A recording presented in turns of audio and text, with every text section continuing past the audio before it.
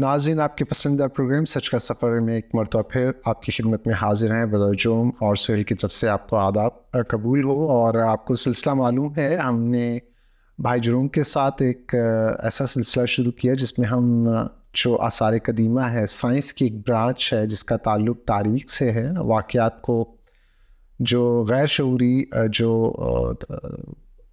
बकियात रह गई हैं ज़माने की सकाफ़तों की, हमने छू कर देख सकें। हम ख़ुद तो वहाँ पर मौजूद नहीं, लेकिन हम उन रिसर्चर्स की सलाहियतों पर, उनके जो उन्होंने तरबियत हासिल की उस पर भरोसा करते हैं, क्योंकि यही ज़माने का दस्तूर है। जब हम दूसरे जो अलूम हैं उनकी बुनियाद भी रिसर्च ही है, जब हम उनका यकीन करते हैं तो फिर हमें आसार कदीमा की बातों का भी यकीन करना चाहिए। कलाम मुक़द्दस का किसी तरह से इन बातों का मोहताज तो नहीं है, लेकिन जिस दौर में हम रह रहे हैं, सीइंग इज़ बिलीविंग यहाँ पर कहा जाता है। तो जनाब मसीह की बात हमें हमेशा याद रहनी चाहिए कि उन्होंने कहा कि पत्थर चिल्ला उठेंगे। तो हमें देखना चाहिए पत्थरों की आवाज़ कैसे होती है।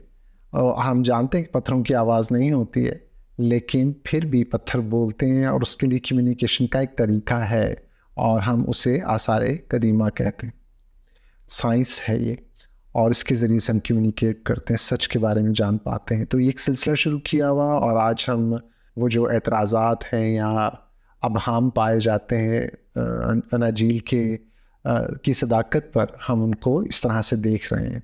तो ब्रदर जोम यहाँ पर हाजिर हैं, आपको वेलकम कहते हैं। जोम भाई, थैंक यू। कैसे हैं आप? ठीक ठाक हैं? तबीयत ठीक है? That's good. और आज जो हमारा पहला सवाल होगा जो भाई आपसे, वो ये कुछ एतराज़ात भी शामिल किए हैं ताकि दिलचस्पी बरकरार रहे। हमने जो 9 साल पहले सफ़र शुरू किया था, खुदा के फजल से जारी है और हम इसको जारी रखेंगे जब तक खुदा की मर्ज़ी है।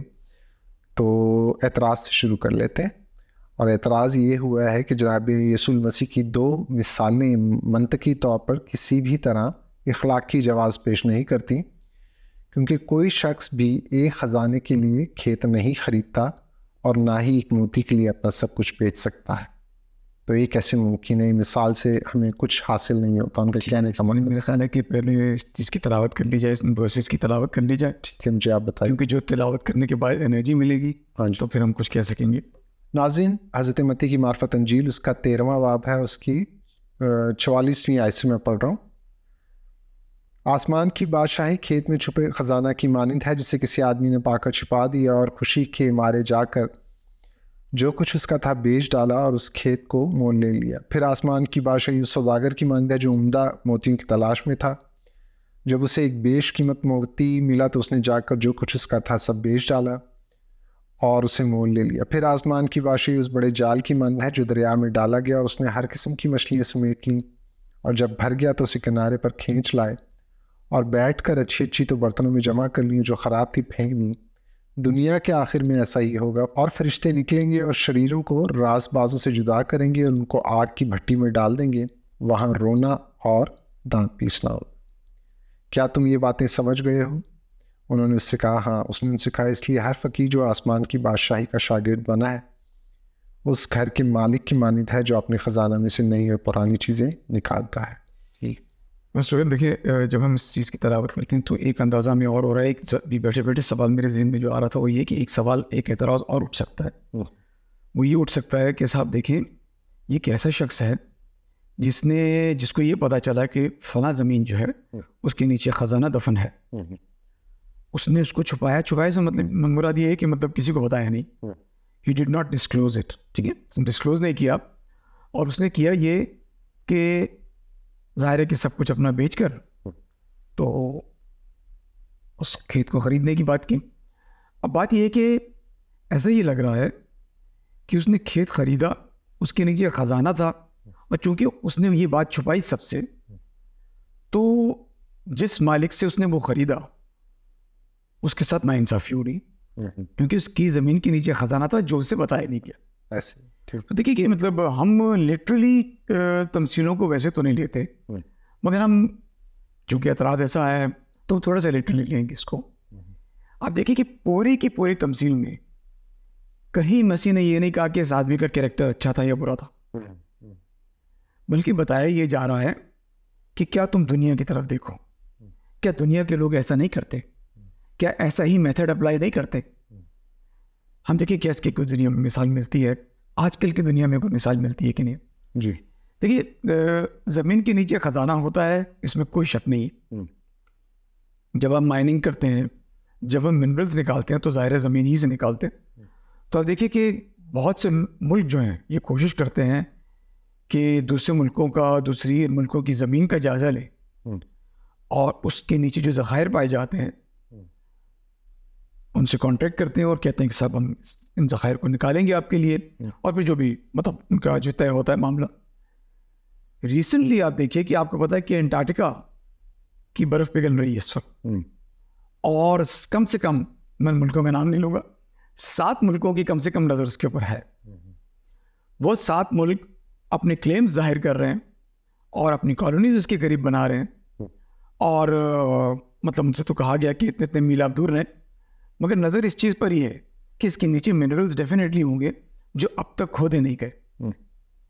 तो वो अपना सब कुछ दांव पे लगाने के लिए तैयार हैं, कम से कम पैसा खर्च करने के लिए तैयार हैं उस खजाने को हासिल करने के लिए जो अंटार्कटिका की ज़मीन। जिंदगी तो देखिए, भारत कुछ साइंटिस्ट का ये ख्याल है कि हो सकता है कि कुछ वायरस भी नीचे पाया जाए और वायरल इन्फेक्शंस का भी डर है, वो तो बात की बात है, मगर ये कि इस वक्त जो नज़र है वो इस चीज़ पर है कि इसके नीचे खजाना है।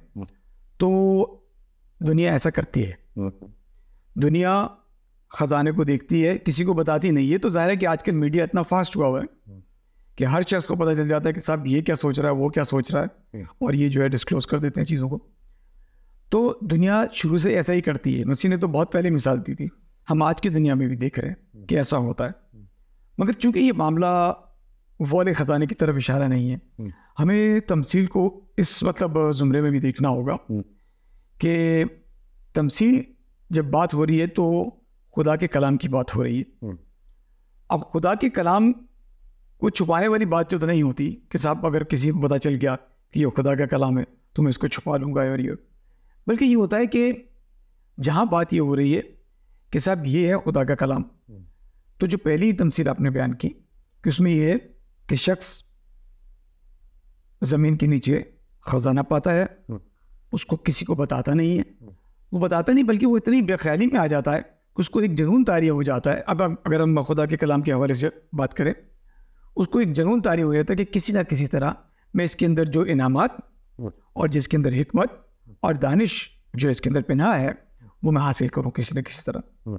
तो ये एक, मगर बताया ये जा रहा है कि वो एक ख़जाने की तरह खुदा का कलाम जो है, या खुदा का जो खुदा की बादशाही जो है, वो बिल्कुल एक ख़जाने की तरह जो छुपा हुआ है, उसे खोजना पड़ेगा। यानी पहली तमसील के अंदर एक्चुअली तीनों तमसीलें जो हैं, मतलब बतदरीज जो है वो एक ही तमसील का हिस्सा है। तो पहली इसके पोर्शन में ये कहा जा रहा है कि सब कुछ दुनिया के लोग ऐसे होते हैं जिनके पास जो है जिनको खुदा का कलाम हासिल होता है, मगर वो खुदा का कलाम जो है वो आप समझ लीजिए कि मुबहम होता है। उसको डिस्कवर करने के लिए आपको उसको खोजना पड़ता है, उसके से निकालना पड़ता है। ये एक लोगों की कैटेगरी है जिनको खुदा इस तरह का कलाम देता है। तो जैसे तमसीलें देती हैं, आप देखिए कि बाइबल में कहा कि मैं तमसीलों के लिए अपना मुंह उनके सामने खोलूँगा। तो उसकी बुनियादी वजह ये है कि खुदा चाहता है कि वो उसको खोजें और उसमें से वो जो हिकमत और दानिश और मतलब जो इनामात और हमेशा की ज़िंदगी है उसको हासिल करें। अब दूसरा जो मोती वाली मिसाल आपने दी और आपने कहा कि मतलब ऐसा भी कोई नहीं करता कि साहब जो इस तरह मोती, तो अब ये कि मोती को वो पहचानता है। पहले वाला शख्स सिर्फ जानता था कि इसमें कुछ ना कुछ खजाना है, खजाने को अपनी आंखों से देखा नहीं था। अब ये जो दूसरा शख्स है इसने खजाने को पहचान लिया है, देख लिया, क्योंकि ये मोतियों का सौदागर है। ये जानता है कि मोती की वैल्यू क्या है और उस बेशकीमत मोती की तलाश में। जब उसको बेशकीमत मोती मिल जाता है तो वो ऐसा नहीं कि जो बेचना है कि अपनी सारी चीज़ें बेचकर वो उसे ख़रीद लेता है या उसे पा लेता है, सारे मोती बेचकर उसे ख़रीद, ये बेचना नहीं है, लिटरली बेचना नहीं है।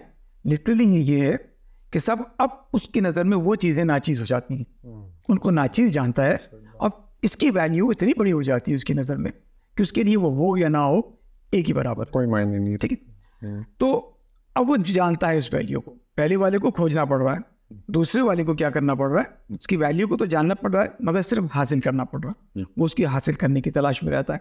ये हक का मुतलाशी है, ये हक को ढूंढने में लगा रहता है। जहाँ इसे हक मिल जाता है इसको हक की पहचान है, मगर ये हक की तलाश करता है और बहुत सारे हकूक़ जो असल में मतलब हक नहीं होते इसके सामने आते हैं और उनको रिजेक्ट करता रहता है। मेरा आखिर इसको सच्चा मोती मिल जाता है। जब इसको सच्चा मोती मिल जाता है तो चूंकि वो उसकी पहचान रखता है तो उसको अब सिर्फ उसको हासिल करना है। तो ये दो कैटेगरीज एक्सप्लेन की हुई हैं लोगों की। इन दो कैटेगरीज के सामने जब खुदा का कलाम लाया जाता है और दुनिया का हर शख्स इस कैटेगरी में आ जाता है। ऐसे खुदा एक तरह से या दूसरी तरह से अपने कलाम को लोगों पर आश्कार करता है। जब ये दोनों खुदा के कलाम को रिजेक्ट कर देते हैं तो फिर तीसरा आगे जो है वो फेज़ बताया हुआ है कि तीसरे फेज़ में फिर ये होता है कि दुनिया के आखिर में ये होगा। अब ये तो नहीं हो सकता कि खुदा ने कुछ कलाम पेश नहीं किया और खुदा कह रहा है कि सब तुमने जो है तुम्हें मैं दोज़ख में डालूंगा या तुम्हें अपने से दूर कर दूंगा। इन दो फेजेस के बाद का फेज़ है कि ये दो फेजेस हो गए, सब दुनिया के लिए मुकम्मल हो गया, सबके सामने पेश कर दिया गया। जिन लोगों ने इसको रिजेक्ट किया, जाहिर है चूंकि उन्होंने रिजेक्ट किया तो उन्होंने ये फैसला कर लिया कि चूंकि खुदा का कलाम मैं रिजेक्ट कर रहा हूँ तो अब मुझे ये राइट नहीं है कि मैं खुदा के साथ बैठूँ, और जन्नत तो जाहिर है वही है जहाँ खुदा है। तो बुनियादी तौर पर बात जो है यहाँ ये कही जा रही है। मतलब अगर हम इसको उसके कंक्लूजन निकालें वो ये है कि खुदा जब अदालत करेंगे तो वो उसको ये नहीं कह सकते कि वो उन्होंने गुस्से में अदालत कर दी, इंसाफ को मलूज़े खातिर नहीं रखा। वो सब अदल इंसाफ के मुताबिक होगा, बिल्कुल, और वो सच्चाई के मुताबिक होगा। खुदा बेइल्ज़ाम आपने अदल कहा तो मतलब एक दफ़ा मैं अपने उस्ताद से पूछ रहा था कि मतलब अदल और इंसाफ में फ़र्क क्या है। तो सर ने कहा कि मतलब अदल तो ये है कि किसी को बराबर बराबर कर, ठीक है। अब बिल्कुल ऐसा है कि जैसे उन्होंने कहा कि गाजर लेकर आओ, गाजर को उन्होंने काटा और उन्होंने कहा कि बीच में से देखें तुम दुबले हो, बल्कि काट कर उन्होंने कहा दोनों को बराबर बराबर थे। तो ये तो हो गया अदल। कहने लगे अब इंसाफ का तकाजा ये है कि मैं मोटा हूँ, मैं ज़्यादा खाऊँ, मैं खाता ज़्यादा हूँ, अब जो गाजर का मोटा वाला पोर्शन है वो मुझे दो और जो छोटा वाला पोर्शन है वो तुम लो क्योंकि तुम्हारा पेट छोटा है। तो अदल और इंसाफ में फ़र्क है। तो खुदा अदल भी करेगा और इंसाफ भी करेगा। ये इंसाफ की घड़ी है। अदल तो वो कर चुका है, ठीक है, ये इंसाफ की घड़ी है, तो वो ऐसे ही करेगा। तो खुदा बेइल्ज़ाम ठहरेगा, बिल्कुल। क्योंकि देखिए C.S. Lewis ने लास्ट टाइम की हमने मतलब ये बात कही थी, C.S. Lewis ने कहा God sends nobody to hell, people go there by their choice. तो आप फैसला ऊपर जाकर नहीं होता, इधर ही हो, फैसला यहाँ हो जाता है, क्योंकि आप फैसला खुद करते हैं, खुदा फैसला नहीं करता। खुदा तो सिर्फ फैसला सुनाता है, आप फैसला खुद कर लेते हैं कि मुझे जाना कहाँ है। क्योंकि आप किसी चीज़ को जब रिजेक्ट करते हैं तो जाहिर है कि फिर आप ये कह रहे होते हैं कि मैं खुदा के पास नहीं बैठना चाहता, तो आपको वही देगा ना जो आपकी चॉइस है, आपने ये चूज़ किया। ठीक हो गया। अगले सवाल की तरफ चलते हैं जुम्मन भाई।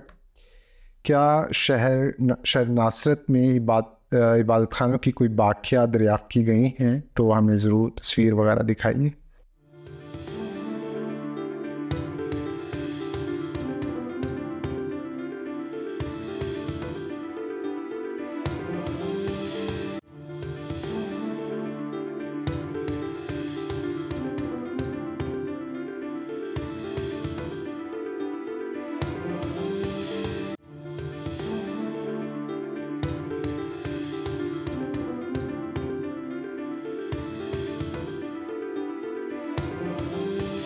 और दूसरा ये कि नासरत के बारे में थोड़ा सा ये बताते हैं कि नासरत किसी ज़माने में अगर ये तस्वुर था कि नासरत की आबादी बहुत कम थी, मगर आर्कियोलॉजी ने डिस्कवर कर लिया है कि उस ज़माने में भी, अब तो खैर मेरा ख्याल है 77,000 के लगभग इनकी मतलब आबादी है, इसमें क्रिश्चियन, मुस्लिम्स और दूसरे लोग रहते हैं, मगर उस ज़माने में कम से कम 1000 की आबादी उस वक्त भी थी। पहले ये मतलब कहा जा रहा था कि शायद 500 की आबादी थी, और तो ये कह रहे हैं कि मतलब और इनके अकायद भी कुछ दूसरे मतलब शहरों से अलग थे, दूसरे इसराइली या यहूदियों से अलग थे। और देखिए कि जहाँ इंसानी मतलब समझ लें कि जो मैन्योर है, इंसानी समझ लें फजला जो है वो खाद के तौर पर दूसरी जगहों पर इस्तेमाल हो रहा था, इनके यहाँ वो इम्प्योर भी समझा जा रहा था और रिलीजियसली इम्प्योर भी समझा जा रहा था। यानी ये भी कह रहे थे कि ये मेडिकली भी अच्छा नहीं है और रिलीजियसली भी इम्प्योर है ये। ठीक है। तो उनके यहाँ ये था कि नहीं, इसका गड़ा खोदो, वो ये हज़रत मूसा के मतलब अंदाज से करने का, गड़ा खोदा जाए। और दे वर वेरी स्ट्रिक्ट। और आप देखिए कि इनके बहुत से जो अकायद थे, मजहबी अकायद में कह रहा हूँ, मजहबी अकायद मतलब जो तौर तरीके थे, इनकी रवायत जो मजहबी रिवायत थी वो एसनीस से बहुत ज़्यादा मिलती जो थी। आप पिछले भाग में जिक्र किया था एसनीस का। उन्होंने कहा था कि ये वो लोग थे जिन्होंने अपने आप को वक्फ कर दिया था खुदा के मतलब कलाम के लिए, और ये शादी नहीं करते थे। ऐसे ग्रुप के लोग थे, इनको एसनीस कहते हैं। तो इनके अकायद कुछ कुछ एसनीस की तरह थे। और ये थोड़े आप समझ लें कि तहरीकी भी थे कि ये गलत बात को बर्दाश्त नहीं करना, जुल्म को बर्दाश्त नहीं करना। अब देखिए कि जितनी तहरीकें हैं, फ्रीडम फाइटिंग की तहरीकें हैं, वो ज़्यादातर यहीं से उठ रही थी। ये जो गलील और मतलब इसका जो नासरत का जो इलाका है, क्योंकि ये लोअर गलील का, नासरत जो है लोअर गलील का इलाका है, तो थोड़ा सा बदनाम था इस हवाले से कि मगर ये कि आर्कियोलॉजी डिस्कवर कर रही है, काफ़ी कुछ मस्जिद डिस्कवर कर रही है और वहाँ सिनेगॉग्स वगैरह और इस तरह की चीज़ें हमें देखने को मिली हैं। तो हम नाज़रीन को ज़रूर दिखा देंगे। ठीक हो, ठीक है। अच्छा जुर्म भाई, अगला जो हमारा सवाल है ये दूसरे बाब उसकी 23वीं आयत से है कि जनाब यीशु मसीह नासरी भी कहलाए हज़रत मत्ती की इंजील के मुताबिक। तो हमसे पूछा यह गया है कि इन्हें अहदनामा कदीम में कहीं नासरी कहा गया है और क्या इस शर का कोई तारीखी सबूत मौजूद है? आप कुछ तो बता चुके हैं नासरत के बारे में, लेकिन कोई अहम नहीं है। बिल्कुल, ये नए अहदनामे में तो नासरत का जिक्र है, बल्कि पुराने अहदनामे में नासरत का जिक्र तो नहीं है। मगर ये कि आप देखिए कि बुनियादी तौर पर जो लोग एतराज़ करते हैं, वो एतराज़ उनका ये होता है कि चूँकि हज़रत मत्ती की मार्फत जब इंजील लिखी गई तो उसमें ये लिखा गया कि नबी की मार्फत, नबियों की मार्फत रादर, ये बात पूरी होती है कि वो नासरी कहलाएगा। तो चूँकि ओल्ड टेस्टामेंट में ऐसा कोई रेफरेंस नहीं मिलता, तो जनाब मत्ती कर क्या रहे हैं? क्या वो खुद इन्वेंट करने की कोशिश कर रहे हैं, मतलब इस तरह की बात कर रहे हैं? तो हमें देखना ही है कि मत्ती कर क्या रहे हैं। देखिए, जब भी हम कोई किताब लिखते हैं या किताब पढ़ते हैं, रादर आम स्कूल्स में भी टीचर्स आपको दे देती हैं बुक रिव्यू के लिए। बुक रिव्यू में आपको राइटर का स्टाइल भी मतलब टीचर पूछती हैं कि ये राइटर का स्टाइल है, क्या क्या चीज़ें आपने इसके स्टाइल में देखी है जो अनकॉमन है, या मतलब आप बताइए कि इसके स्टाइल में पेक्यूलियरिटी क्या है। तो देखिए कि हज़रत मत्ती की मार्फत दो इंजील लिखी गई। पहले तो मैं ये बता दूं कि लोग गलत ये ना समझे कि हज़रत मत्ती जो है कोई इंटरवेंशन कर सकते हैं या कोई इन्वेंट कर सकते हैं। देखिए, हमारा जो बिलीफ है खुदा के कलाम के बारे में, इट्स नॉट अ डिक्टेशन। खुदा बिल्कुल ऊपर से बोले भी लिखवा नहीं रहे और हम लिख नहीं रहे, ऐसा नहीं है। खुदा अपना वही के ज़रिए या आप समझ लीजिए कि ख्वाब के ज़रिए किसी भी तरह से इंसान पर कुछ हकीकत रिवील करते हैं। जब वो रिवील करते हैं फिर इंसान को तहरीक देते हैं कि वो उसको लिखे।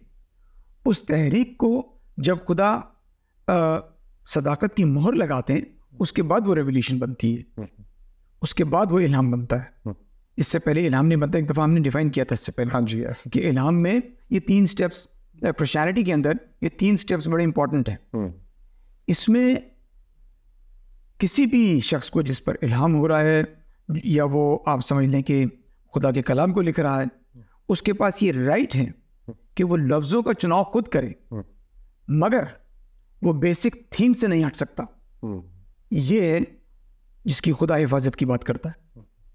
उसके अंदर वो लाइफ सेविंग एलिमेंट है, उसको नहीं निकाल सकता। ये राइट उसको नहीं है।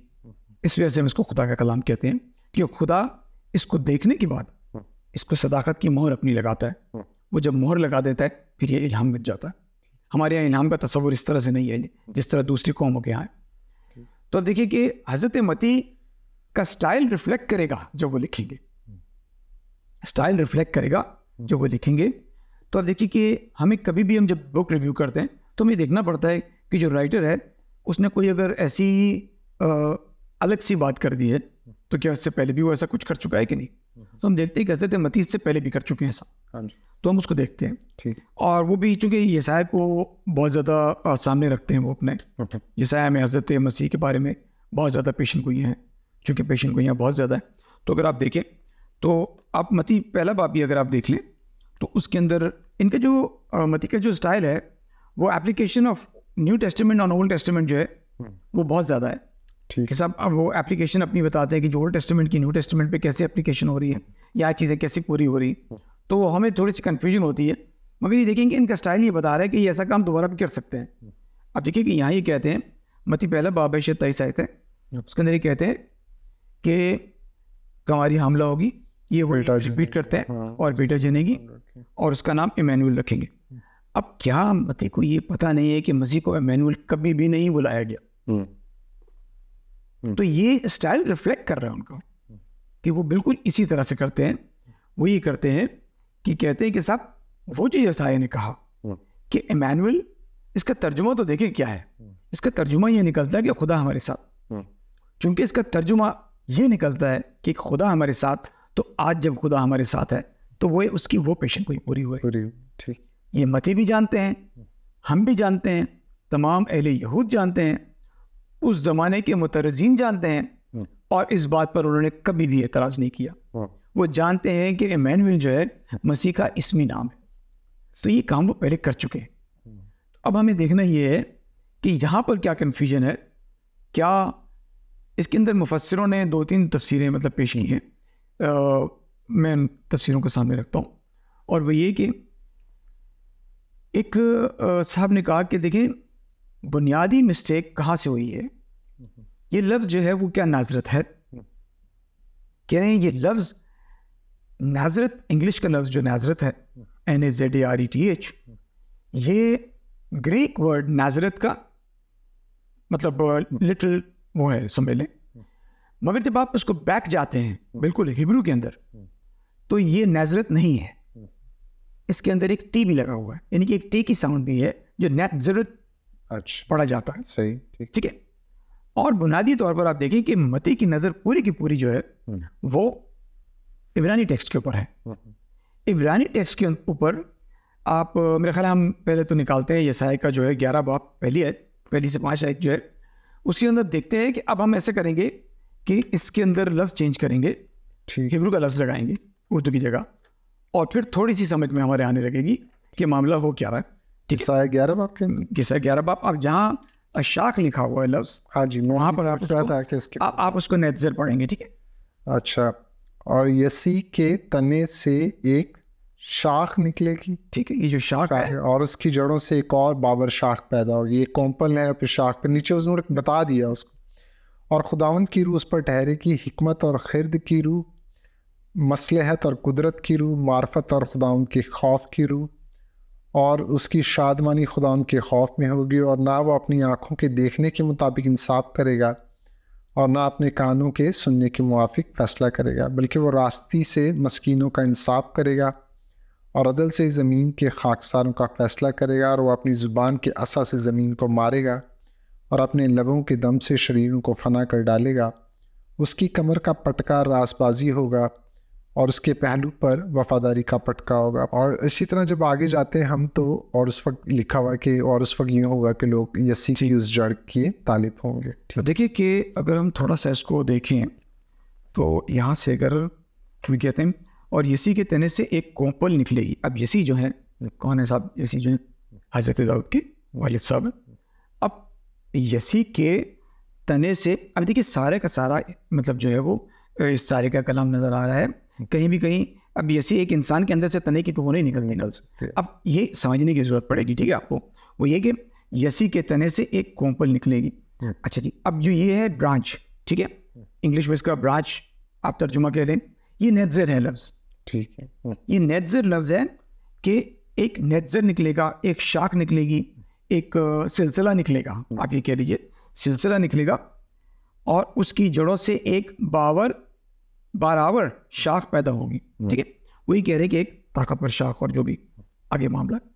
तो बुनियादी तौर पर नेज़र का लफ्ज़ आप इस्तेमाल किया है। मती की पूरी नज़र जो है इस लफ्ज़ नेज़र के ऊपर है। आप देखिए कि डेविड डी पॉमिस की अगर आप मतलब वो पढ़ लें, रिसर्च पढ़ लें, तो वो कहते हैं कि नेज़र का रहने वाला नाज़रीन ही कहलाएगा। ठीक है। आप देखिए कि एक अजीब बात और भी है कि तालमुद जब आप उठा के देखते हैं, मसीह के एक शागिर्द को नेज़र कहा गया। ये नेज़र आप देखिए कि मसीह को भी वो नासरी कहते थे। बिन नासिर, बिन नासिरी, ठीक है। इवन अरबी में भी जो आप देखिए, अरबी में जब हम कुरान शरीफ में आ जाते हैं तो नसारा का लफ्ज़ जो इस्तेमाल किया गया है क्रिश्चियनों के लिए इस्तेमाल किया गया। अब बात यह है कि इस तरह से लफ्ज़ों की चीज़ें ट्रैवल करती हैं, निस्बत होती है उसके हिसाब से। अब जब सबको नसारा कहा गया तो सारे के सारे नासरत से ताल्लुक़ तो नहीं रखते, मगर चूँकि मसीह के मानने वाले हैं इसलिए नसारा, ठीक है। तो इस तरह से चीज़ें मतलब ट्रैवल करती हैं। तो आप देखिए कि कुछ रीज़न्स हैं जो मैंने यहाँ लिखे हुए हैं, हम बात अपनी पूरी तो नहीं कर सकेंगे, ठीक। एक तो लफ्ज़ नाज़रत जो है उसके मायने आप देख लीजिए कि अलहदा किया हुआ, ठीक है, यानी उसको सेंटिफाई किया हुआ, डिक्लेयर्ड एज होली, ठीक है। एक तो इसके मायने आप ये देख लें। फिर आप आगे जाते हैं असीरी के बाद, आप देखें असीरी के बाद हज़रत दाऊद के जितनी भी मतलब डिसेंडेंट्स थे वो इसी इलाके में आके रहने लगे, ठीक है। अब मतीन बुनियादी तौर पर जो बात कह रहे हैं वो ये कह रहे हैं कि जहाँ यसाया ने नेत्ज़र का लफ्ज़ इस्तेमाल किया तो नेत्ज़र के रहने वाले नासरी ही कहलाएंगे। तो वो ये कह रहे हैं कि यसाया नबी की ये बात कि नेत्ज़र जो है इशारा है नासरत की तरफ और नासरी की तरफ, ठीक है। और फिर चूँकि दाऊद के डिसेंडेंट्स हैं तो ये सब दाऊद के डिसेंडेंट्स हैं और वो कहाँ रह रहे हैं, नासरत में रह रहे हैं। तो वो ये कह रहे हैं कि जो एक्चुअली बात पूरी हो रही है, यानी वो जो पेशन गोई पूरी हो रही है यसाया की, वो इस तरह से पूरी हो रही है, ठीक है। उनकी पूरी की पूरी नज़र नेत्ज़र के लफ्ज़ के ठीक है जो भाई, मैं आपको यहाँ पर स्टॉप करूँगा, इशारा आ गया। नाज़रीन अभी मज़ीद गुफ्तगू जारी रहेगी, तो अगले प्रोग्राम में फिर मिलेंगे, तब तक के लिए इजाज़त दीजिएगा। खुदा हाफ़िज़।